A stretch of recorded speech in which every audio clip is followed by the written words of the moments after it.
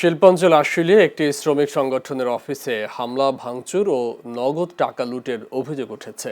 চাঁদা না দেয়ায় এই হামলার ঘটনা ঘটেছে বলে দাবি ভুক্তভোগীদের।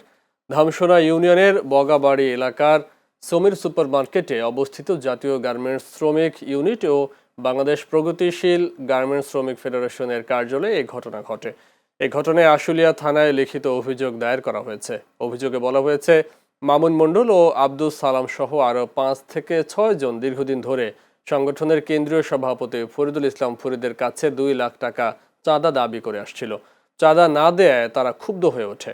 এছাড়া চাঁদার টাকা না দিলে প্রাণনাশের হুমকিও দেওয়া হয়েছে বলে জানান ভুক্তভোগীরা। এ বিষয়ে আশুলিয়া থানার উপপরিদর্শক মাসুদ বলেন, লিখিত অভিযোগ গ্রহণ করা হয়েছে, বিষয়টি তদন্ত করে প্রয়োজনীয় আইনি ব্যবস্থা নেওয়া হবে।